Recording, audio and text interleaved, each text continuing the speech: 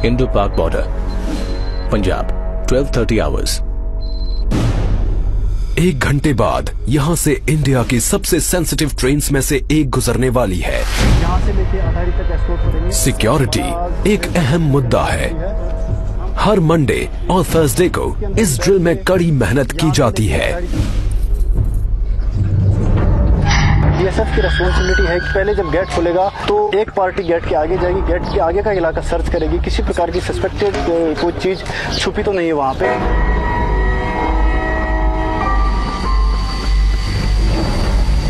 जो ट्रेन पाकिस्तान से आएगी उसको जीरो लाइन से एस्कॉर्ट करके यहाँ पे अटारी स्टेशन से पहले जीआरपी की पोस्ट पड़ती है, उनको हैंडओवर करके वापस आना। साथ में डोमिनेटिंग फीचर के ऊपर में हमारे वेपन माउंट होते हैं तथा गाड़ियों के ऊपर में वेपन माउंट होते हैं कि किसी प्रकार की कंटीजेंसी या कोई बंदा भागने की कोशिश करे तो उसे हम चेज करके पकड़ सके। अटारी का high profile busy border Punjab के दूसरे बॉर्डर एरिया से बिल्कुल उलट है। इसकी उपजाऊ जमीन की वजह से पंजाब को इंडिया की ब्रेड बास्केट भी कहा जाता है। इसकी थोड़ी सी जमीन इंटरनेशनल बॉर्डर और फेंस के बीच में पड़ती है।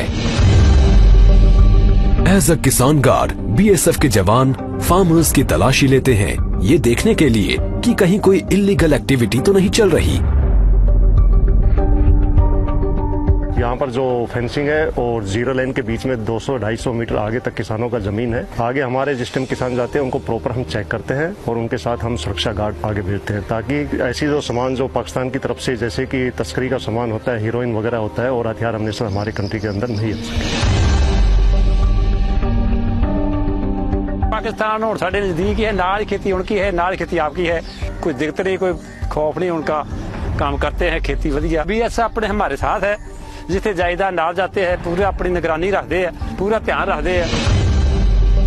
थोड़ी थोड़ी दूरियों पर भी बॉर्डर एरियाज एक दूसरे से बहुत अलग नजर आते हैं। बॉर्डर के कुछ हिस्सों में सीजनली पानी भर जाता है, जिससे सिंपल पेट्रोलिंग भी मुश्किल हो जाती है। जवान अपनी पेट्रोलिंग ड्यूटीज घुटने तक के रबर बूट्स पहनकर करते हैं। जब बरसात वगैरह ज्यादा होती है या भागड़ा नांगल बांध का पानी छोड़ा जाता है तो यहाँ पर इस एरिया में भी, हमारे बॉर्डर एरिया में भी 5-5 फीट तक पानी भर जाता है। कैसा भी सीजन हो, चाहे गर्मी हो, तूफान हो, पानी हो, कुछ भी हो, उसमें भी ये पेट्रोलिंग जारी रहती है। लेकिन इस बॉर्डर से साउथ में और आगे है एक ऐसा इलाका जो कहीं ज्यादा चैलेंजिंग है। यहाँ दूर दूर तक कुछ दिखाई नहीं देता, फिर भी साल के ज्यादातर समय खारे पानी से ढकी रहने वाली इस बंजर जमीन की बराबर चौकसी की जाती है। ये है ग्रेट रन ऑफ कच्छ, दुनिया के सबसे बड़े सॉल्ट डेजर्ट्स में से एक। ये है वेस्टर्न टर्मिनस, पिलर 1175, इंडिया और पाकिस्तान के बीच आखिरी बाउंड्री पिलर। इससे आगे है क्रीक्स, स्ट्रीम्स और वाटरवेज का नेटवर्क जो अरेबियन सी में मिल जाता है। और ये है सर क्रीक, इंडिया और पाकिस्तान के बीच डिस्प्यूटेड खाड़ी।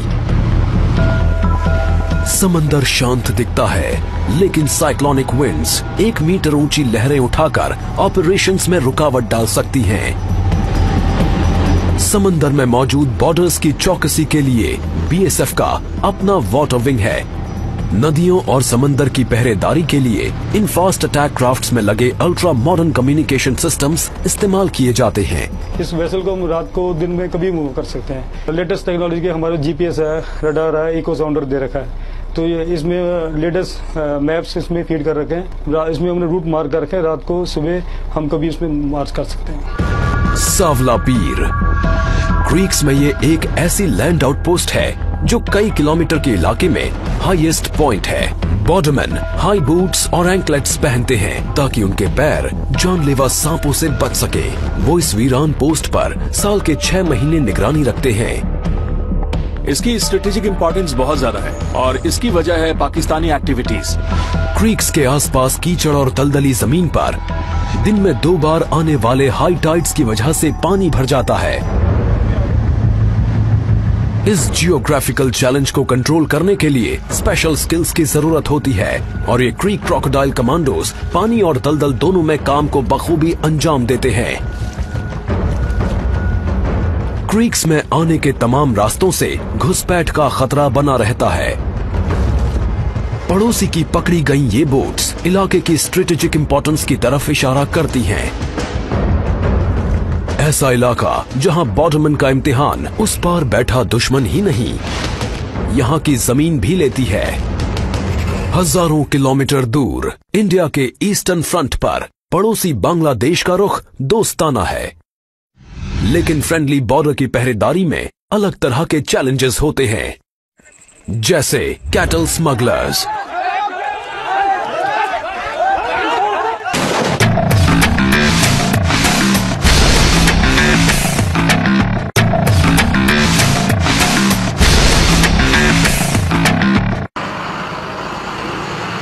बांग्लादेश से सटा इंडिया का आड़ा तिरछा बॉर्डर 4000 किलोमीटर से ज्यादा लंबा है। इसे रेड क्लिफ लाइन भी कहते हैं। ये न्यूयॉर्क और लॉस एंजलिस के बीच के फासले से भी लंबा है। त्रिपुरा इंडिया का ये तीसरा सबसे छोटा स्टेट 3 तरफ से बांग्लादेश से घिरा हुआ है। Indo Bangladesh border Tripura 1600 hours. कई जगह तो घनी आबादी वाले गांव इंटरनेशनल बॉर्डर के बेहद नजदीक बसे हैं। ये जो 2033 बॉर्डर पिलर है, ये बिल्कुल ये जो एक फैमिली है, इसके 2 भाई अभी बांग्लादेश में, 2 इंडिया में, और उनकी जो परिवार है ये दोनों आधा आधा बटा हुआ है, और ये बॉर्डर पिलर इन दोनों को मतलब आधा आधा करता है। इस इलाके की पुलिसिंग एक उलझन भरा काम है, क्योंकि कई बड़ी एक्सटेंडेड फैमिलीज बॉर्डर के दोनों तरफ रहती हैं। हम लोग ऐसा कोई महसूस नहीं हुआ ये इंडिया है या बांग्लादेश है। हम लोगों का बहन भी वापस शादी हो रहा है, मेरा भाई भी वापस शादी हुआ है, मेरा काका भी उधर की शादी करने वाला है, मेरा नाना का घर भी उधर ही है। लेकिन आबादी से दूर घनी हरियाली से ढकी त्रिपुरा की लो हिल्स मुसीबत पैदा करती हैं। बॉर्डरमैन को यहाँ मस्कीटो नेट फेस मास्क पहनकर चौकसी करनी पड़ती है, क्योंकि इस इलाके में है दुनिया का deadliest malaria parasite plasmodium falciparum. Local इसकी ट्रीटमेंट का कोई यहाँ पर प्रावधान नहीं है, और हम लोगों को इन बंदों को जो है हेक्टर से इवैक्यूएट करना पड़ता है, और चूंकि यहाँ पर रोड कनेक्टिविटी नहीं है, और इस वजह से जो है इसमें कई बार ले जाने में काफी दिक्कत होती है, और बंदा लेट होने से जो है उसकी जान भी जा सकती है। क्रू को भी ये नेट्स पहनाए गए हैं। ये यूनिफॉर्म्स लाइफ और डेथ के बीच बारीक शील्ड का काम करती हैं, और ये खतरनाक इलाका ही इनका असली दुश्मन है। त्रिपुरा के साउथ वेस्ट में 300 किलोमीटर से थोड़ा आगे बीएसएफ के ये जवान रात में चौकसी कर रहे हैं। यहाँ चैलेंजेस बिल्कुल अलग हैं। North 24 Parganas district, West Bengal 200 hours.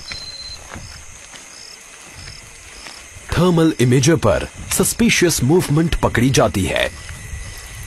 मैंने हैंड हेल्ड थर्मल इमेजर के मॉनिटर पे अभी देखा कि आईबीबीआर 500 मीटर पीछे जाम खड़े हैं। 10 से 15 कैटल का मूवमेंट है, और उनके साथ लगभग 20 से 25 लोग भी हैं जो आईबीबीआर की तरफ बढ़ रहे हैं।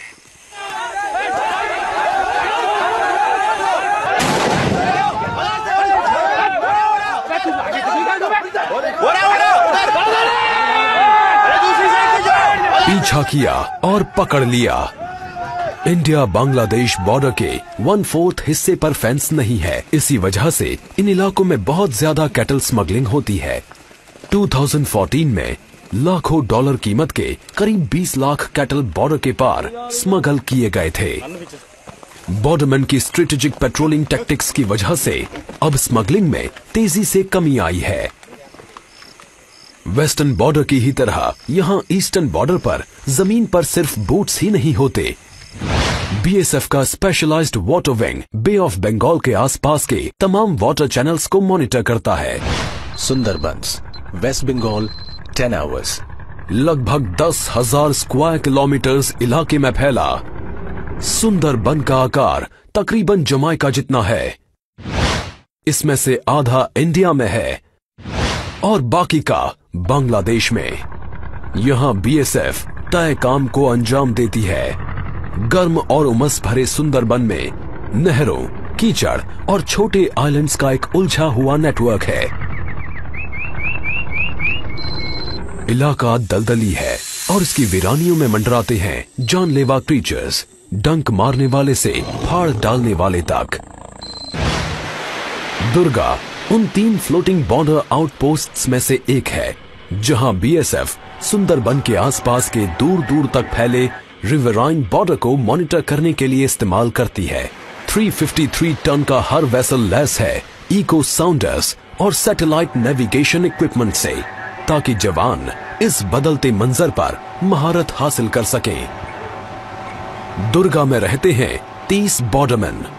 बाकियों की तरह ये लैस हैं 4 फास्ट पेट्रोल बोट से, जो स्मगलिंग और घुसपैठ को कंट्रोल करने के लिए फ्लोटिंग चेक पॉइंट्स की तरह काम करती हैं।